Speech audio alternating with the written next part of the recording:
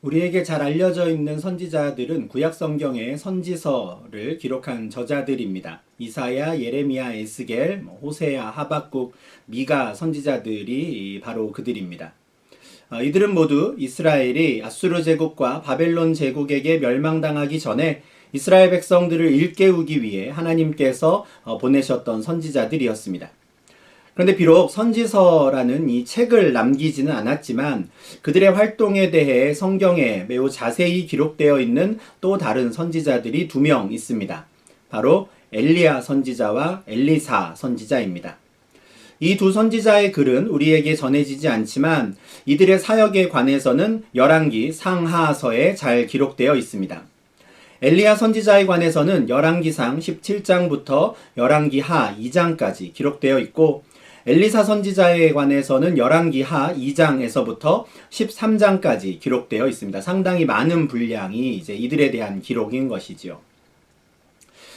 엘리야 선지자는 북이스라엘 왕국의 아합 왕 시대에 매우 왕성한 활동을 했던 선지자였습니다. 그가 했던 많은 사역들이 있지만 그중 가장 유명한 것은 바알과 아세라를 섬기던 850명의 거짓 선지자들과 싸운 일이었습니다. 엘리야는 이방신을 섬기는 제사장들과 온 이스라엘 앞에서 여호와 하나님의 살아계심을 증명했던 선지자였습니다. 엘리사는 바로 이 엘리야의 사역을 이어받아 북이스라엘 왕국에서 활동했던 선지자입니다. 엘리사가 엘리야의 사역을 이어받게 된 것은 하나님의 말씀에 따른 것이었는데요. 열왕기상 19장 16절에서 하나님께서는 엘리야 선지자에게 사밧의 아들 엘리사에게 기름을 부어 너를 대신하여 선지자가 되게 하라 라고 말씀하십니다. 엘리야의 후계자를 이제 하나님께서 직접 정해주신 것이죠. 그래서 엘리야는 그 하나님의 말씀을 듣고 엘리사를 찾아가 자신의 겉옷을 그의 위에 던집니다. 자신의 옷을 그에게 넘김으로써 그를 자신의 후계자로 부른 것입니다. 당시에 엘리사는 소를 몰며 밭을 갈고 있었는데 갑자기 엘리야 선지자가 나타나 자신을 후계자로 지목하는 상황이 된 것입니다.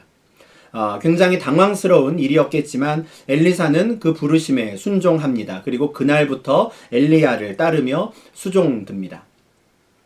그런데 엘리사가 이 엘리야를 따라다니기 시작한 후에 두 사람 사이에 어떤 일이 있었는지에 관한 기록이 전혀 없습니다. 두 사람이 처음 만난 열왕기상 19장 이후에 이 두 사람이 함께 등장하는 성경 본문은 바로 오늘 우리가 읽은 열왕기하 2장입니다.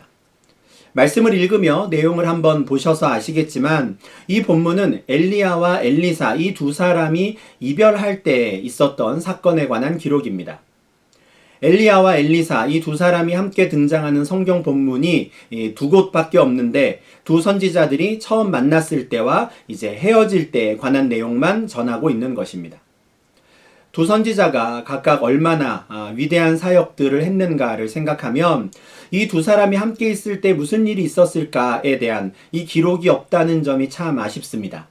엘리야가 무엇을 가르쳤고 또 엘리사는 어떻게 배웠는지를 우리가 알 수 있다면 우리도 이 신앙의 전수, 믿음의 전수에 관한 아주 중요한 가르침을 얻을 수 있었을 텐데 그와 같은 기록이 없어서 못내 아쉽습니다. 그런데 오늘 우리가 읽은 이 본문의 내용을 가만히 한번 생각을 해보면 어쩌면 특별히 이 두 사람에게 있었던 일들을 기록할 게 없었던 건 아닌가 하는 생각도 하게 됩니다.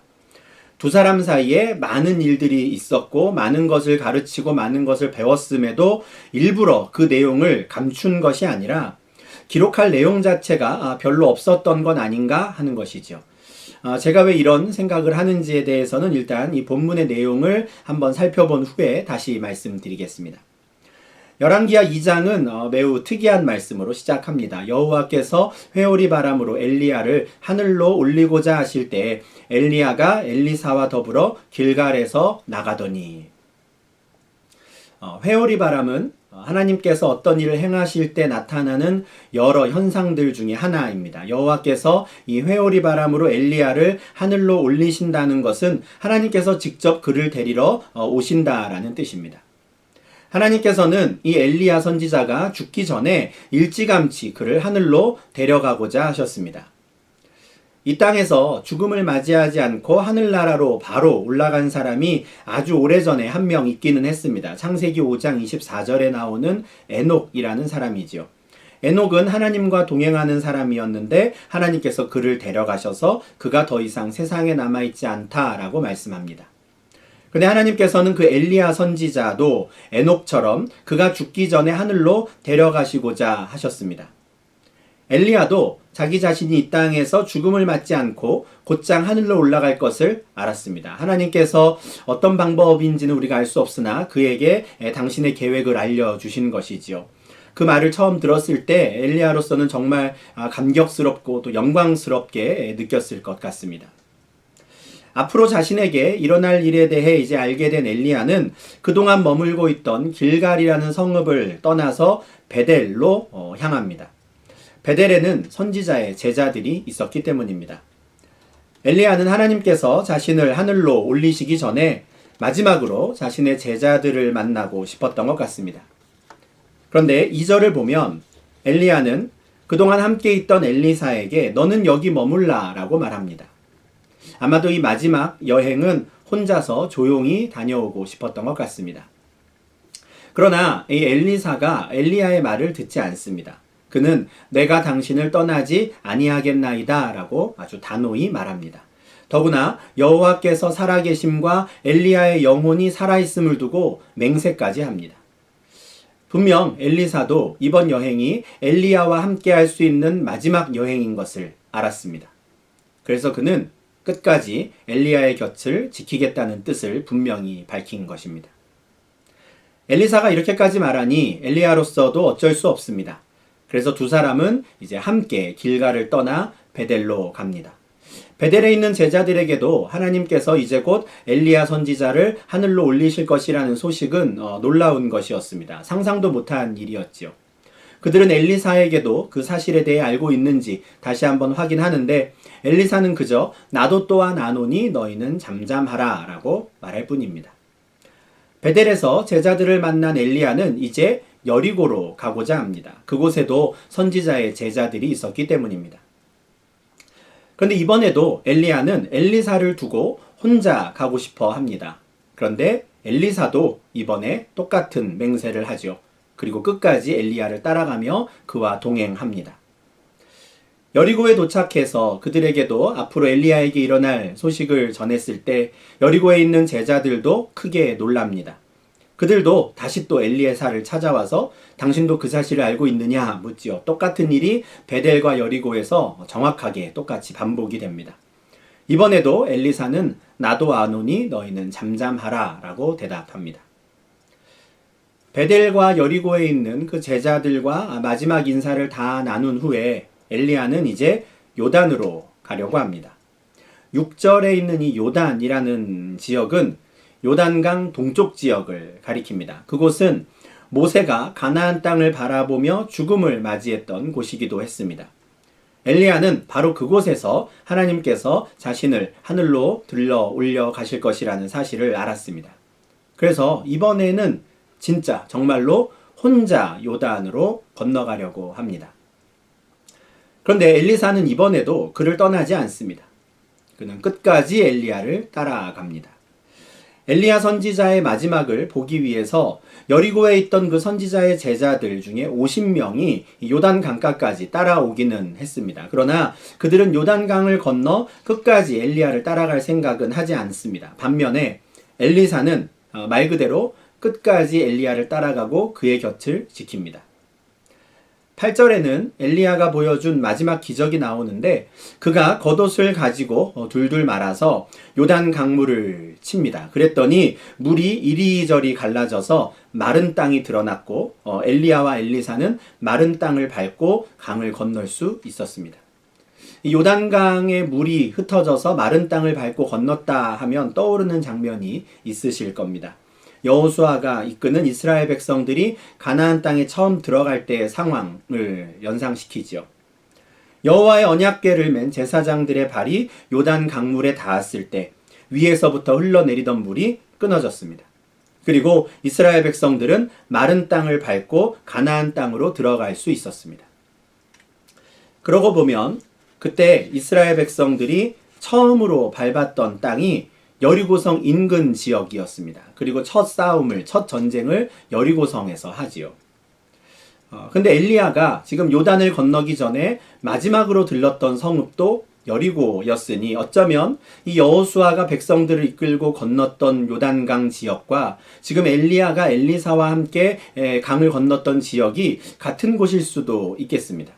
다만 방향만 서로 달랐던 것이죠. 엘리야도 엘리사와 함께 마른 땅을 밟으며 요단강을 건넜습니다. 이렇게 해서 엘리야 선지자는 길갈에서 떠나 베델과 여리고를 지나 마침내 요단강 동쪽에 이르게 됩니다. 매번 장소를 옮길 때마다 엘리야는 엘리사에게 너는 여기 머물라 라고 했는데 엘리사는 끝까지 그를 따랐지요.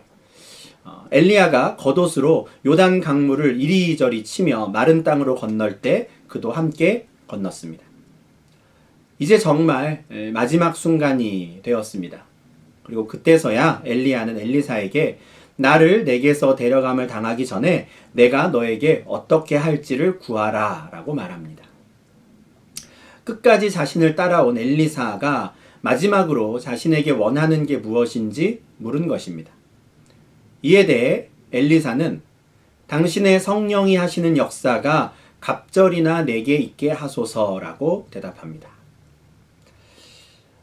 우리 입장에서는 오해하기 쉬운 말인데 이 말은 엘리사가 자신의 스승이라고 할 수 있는 엘리야보다 2배나 더 대단한 사역을 하고 싶다고 말한 게 아닙니다. 당신이 1만큼의 사역을 했다면 나는 2만큼의 사역을 하게 해주십시오. 나는 당신보다 더 위대한 선지자가 되고 싶습니다. 이런 의미로 한 말이 아닌 것이죠.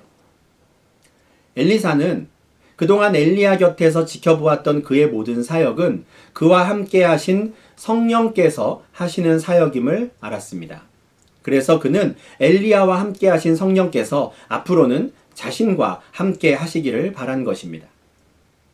특히 그가 이 갑절이라고 하는 표현을 사용했는데 이것은 신명기 21장 17절 말씀과 연결되는 표현입니다. 이 말씀은 장자의 권한에 관한 말씀인데요. 가정에 여러 형제들이 있을 때 장자의 권리를 가진 사람에게는 다른 형제들보다 유산의 2배를 두 몫을 상속하라 라는 말씀이 있습니다. 엘리사가 갑절이라는 표현을 쓴 건 바로 이 말씀에서 비롯된 것입니다. 그는 바로 자기 자신이 엘리야의 뒤를 잇는 장자가 되고 싶었던 겁니다. 요단강을 건너오기 전에 베델과 여리고에서 만났던 많은 제자들이 있었습니다. 엘리야 선지자가 그 두 곳에서 선지자 학교를 운영했나 싶을 정도로 상당수의 제자들이 그 두 곳에 모여 있었지요. 그런데 엘리사는 바로 자신이 엘리야의 장자가 되고 싶었습니다. 다른 제자들을 무시하는 게 아니라 그들도 자신과 똑같은 제자이나 바로 엘리사 자신이 엘리야의 사역을 이어받는 장자가 되고 싶었던 것이죠.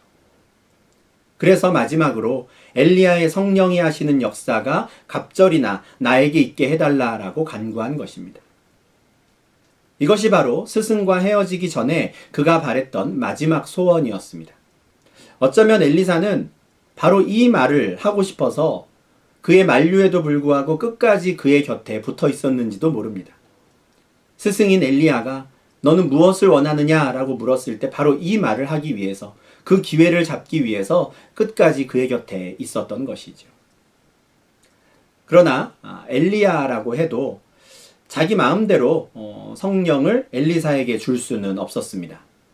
성령이 하시는 역사라는 건 사람이 마음대로 다른 사람에게 양도하거나 나눠줄 수 있는 그런 특별한 능력이나 아이템 같은 게 아니기 때문입니다. 그것은 하나님의 함께 하심의 증거였습니다. 그러므로 과연 하나님께서 엘리사와 함께 하실 것인가 하는 이 문제는 엘리야로서도 어쩔 수 없는 일이었습니다. 물론 엘리사를 엘리야의 후계자로 삼으신 분은 하나님이셨습니다. 그러나 실제로 엘리야가 떠난 이후에 엘리사가 엘리야의 장자가 되어 그의 사역을 온전히 계승하게 될 것인가 하는 이 문제에 대해서는 아무도 장담하거나 확신할 수 없는 것입니다. 그것은 오롯이 여호와 하나님의 주권과 계획에 달린 일이기 때문입니다. 그래서 엘리야는 네가 어려운 일을 구하는도다 라고 말합니다. 그렇지만 그는 엘리사에게 그의 소원에 대한 응답 여부를 확인할 수 있는 방법을 알려줍니다. 만약에 하나님께서 자신을 데려가시는 것을 엘리사가 직접 보게 된다면, 하나님께서 그것을 허락하신다면 그가 바라는 대로 이루어질 것이다 라고 하지요. 반면에 하나님께서 자신을 하늘로 올리실 때에 엘리사의 눈을 가리신다면 성령께서는 엘리사를 통해 일하시지는 않으실 것이라 했습니다. 다른 사람을 엘리야의 장자로 세우시겠지요. 이 말은 선지자의 사역에 관한 것은 전적으로 하나님의 주권에 달린 일임을 인정하는 엘리야의 마지막 고백이었습니다. 그런데 두 사람이 이런 대화를 주고받는 중에 갑자기 불수레와 불말들이 나타나 두 사람을 갈라놓습니다. 그리고 그 즉시 회오리 바람이 불어 엘리야를 하늘로 들어 올립니다. 엘리야는 순식간에 그렇게 사라졌습니다. 워낙 순식간에 일어난 일이라 엘리사가 그 장면을 볼 수 있었을까 싶은데 12절을 보니 엘리사가 그것을 보았다라고 합니다. 그리고 그는 내 아버지여 내 아버지여 이스라엘의 병거와 그 마병이여 라고 소리를 지릅니다. 엘리사는 엘리야의 장자가 되고 싶었는데 그냥 말로만 그런 게 아니었습니다. 실제로 그가 하늘로 들려 올라가는 장면을 보고는 엘리야를 향해 내 아버지여 내 아버지여 라고 부르지요. 정말 아버지와 같이 생각했던 것인데 그 아버지가 떠나가는 슬픔을 이렇게 표현하는 겁니다. 엘리야의 모습이 금세 사라지기는 했지만 그는 분명 엘리야가 하늘로 들려가는 것을 보았습니다. 그렇다면 이제 엘리야가 앞서 말한 대로 성령의 역사가 엘리사를 통해 나타날까요? 이어지는 내용은 엘리사가 엘리야의 장자가 되었음을 분명히 보여줍니다. 제일 먼저 그는 엘리야가 남기고 간 겉옷을 가지고 강물을 치며 가르며 다시 요단강을 건너옵니다. 엘리야가 했던 것과 똑같은 기적을 그 즉시 행한 것입니다. 그리고 그때 맞은편 강가에 서서 이 모든 상황을 지켜보고 있던 다른 제자들이 엘리야의 성령이 하시는 역사가 엘리사 위에 머물렀다라고 말하며 엘리사 앞에 달려나와 땅에 엎드렸습니다. 15절에 기록되어 있는 상황인데 이 다른 모든 제자들이 바로 이 엘리사를 엘리야의 후계자로 인정한 것입니다. 하나님의 능력이 나타났고 동료 제자들로부터 그가 진짜 장자임을, 후계자임을 인정받은 것입니다. 제가 설교를 시작하면서 이 엘리야와 엘리사 두 사람 사이에 어떤 일들이 있었는가에 관한 기록이 없다는 점이 참 아쉽다라는 말씀을 드렸습니다. 그렇지만 오늘 말씀을 보면 오히려 특별히 기록할 게 없었던 게 아닌가 하는 생각이 든다는 말씀도 드렸지요.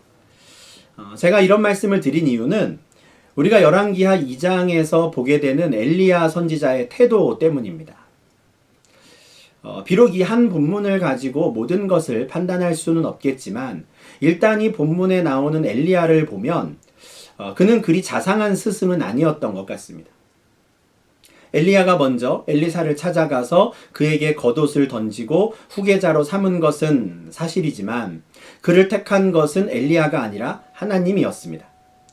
또한 하나님께서 엘리야에게 엘리사를 후계자로 삼으라고 말씀하셨을 때 엘리야의 상태가 그리 좋지 않았습니다. 그때 그는 완전히 번아웃되어 광야로 나가 로뎀나무 아래에 뻗어 있었습니다. 그냥 여기서 자기를 데려가시라고. 더 이상 내가 할 수 있는 건 아무것도 없다고 말했을 때였습니다. 하나님께서 엘리사를 택하여 그의 뒤를 잇게 하신 것도 엘리야가 심적으로나 육적으로 많이 쇠약해진 상황이었기 때문이었습니다. 그런 상황에서 엘리사를 만나게 되었으니 엘리야 입장에서는 엘리사에 대한 어떤 특별한 애정을 가지고 자상하게 적극적으로 그를 자신의 후계자로 양성하지는 못했던 것 같습니다. 오히려 엘리사가 옆에서 수종을 들어주면서 엘리야에게 더 큰 도움을 주었던 것 아닌가 싶습니다.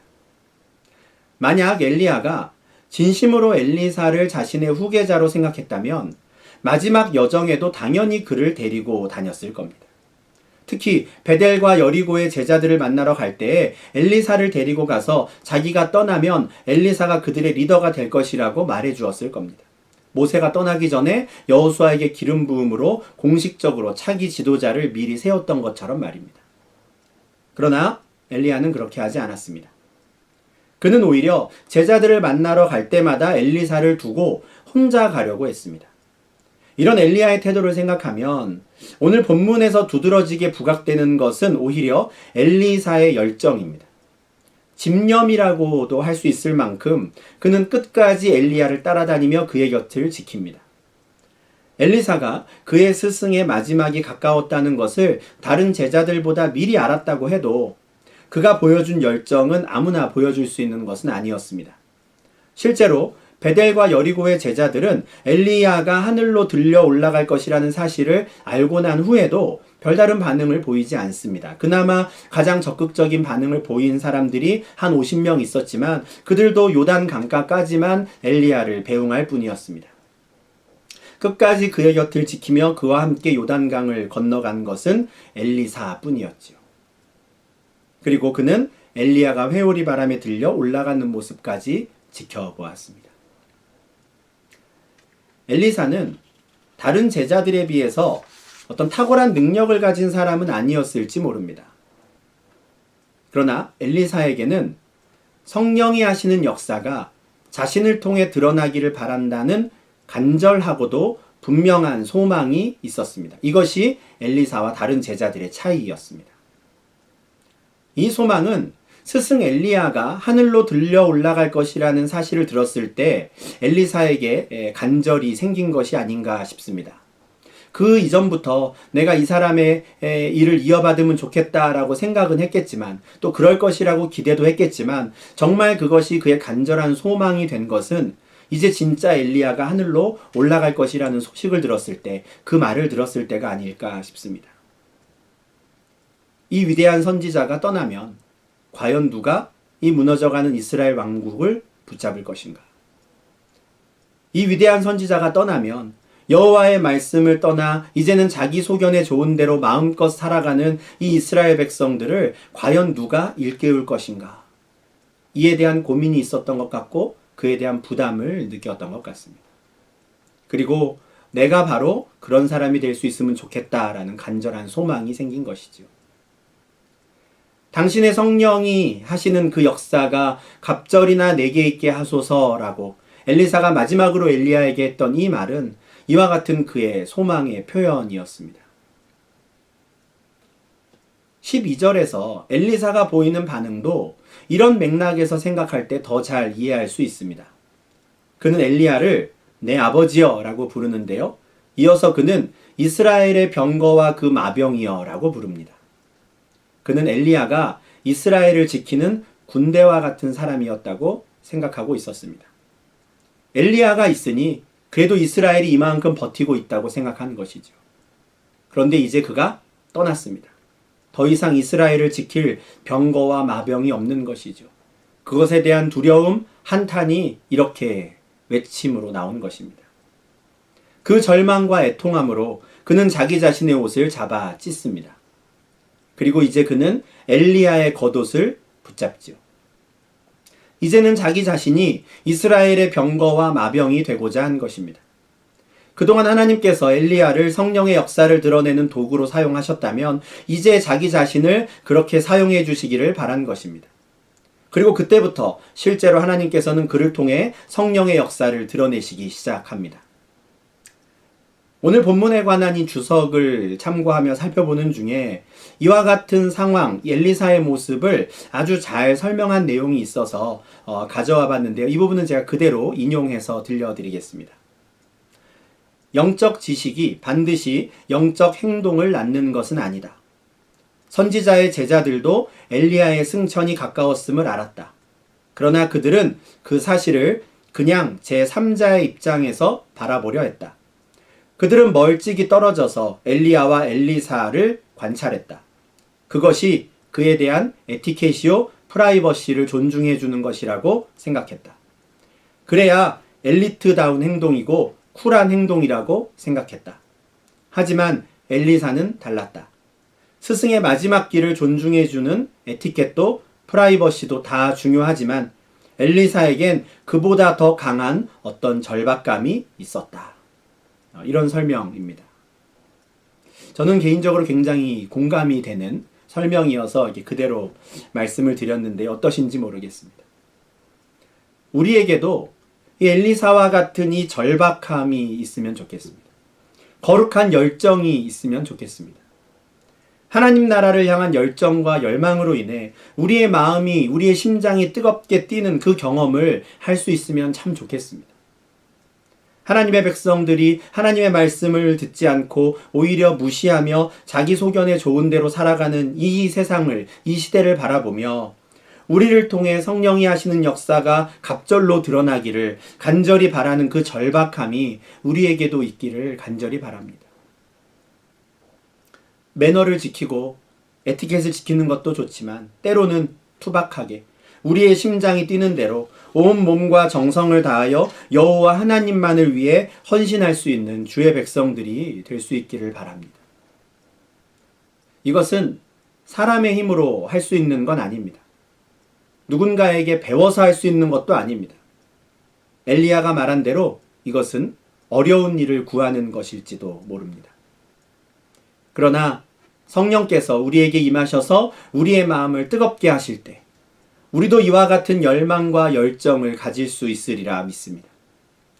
여호와께서 살아계심과 엘리야의 영혼이 살아있음을 두고 맹세하기까지 하며 끝까지 엘리야의 곁을 지켰던 엘리사처럼 우리도 하나님의 사역에 동참하는 귀한 일꾼이 되고자 하는 마음을 쉽게 포기하지 말아야 합니다. 끈기가 있어야 하는 것이죠. 정말 나도 그와 같은 일꾼이 되고 싶다라는 열망이 있어야 하는 겁니다. 그리고 마침내 엘리야의 장자가 되어 그의 사역을 계승하는 사람이 되었던 그 엘리사처럼 우리도 신앙의 선배들로부터 전수받은 이 믿음과 신앙을 지키며 주의 말씀으로 사람들을 일깨우는 성도들이 되어야 합니다. 비록 현실 속의 우리의 모습은 연약하고 나약하지만 이 거룩한 소망을 가지고 주께 간구하며 나아가는 성도님들이 되시기를 주님의 이름으로 축원합니다. 하나님께서 성령이 하시는 역사를 우리를 통하여 이 땅 가운데 드러내시리라 믿습니다. 기도하겠습니다.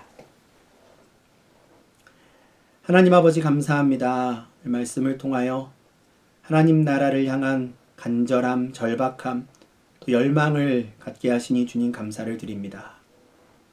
하나님의 말씀을 따른다 말하고 성도라 부르는 많은 이들이 있으나 우리가 정말 하나님의 나라를 향한 그 열정을 가지고 살아가는 그 성도들인지 우리의 모습을 돌아보게 하시니 주님 감사를 드립니다. 때로는 투박할지라도 우리의 마음이 뛰고 우리의 심장이 뛰는 대로 하나님의 나라를 향하여 헌신하는 주의 백성들 되게 하시고 이 무너져가는 세상을 바라보고 하나님의 말씀을 무시하는 이 시대를 바라보며 거룩한 열망 속의 절박함으로 오직 우리를 통하여 성령이 하시는 사역이 갑절로 드러나기를 소망하는 주의 백성들 될 수 있도록 주님 인도하여 주시옵소서. 우리가 그와 같은 간절함을 가지고 끈기 있게 주께 매달리게 하시고 주의 말씀을 붙잡고 살아갈 때 우리를 통하여 일하시는 주님의 역사를 드러내게 하여 주시옵소서. 그래서 엘리사 선지자 앞에 많은 제자들이 와 그를 엘리야의 후계자로 인정하였던 것처럼 우리를 통하여 성령의 사역이 드러남을 세상 사람들이 보고 알게 하시고 하나님을 두려워하는 일이 있게 하여 주시옵소서. 우리가 그 일을 위하여 헌신하는 주의 일꾼들 되게 하시고 그로 말미암아 주께 영광 돌리는 복된 백성들 될 수 있도록 인도하여 주시옵소서. 예수님 이름으로 기도합니다. 아멘.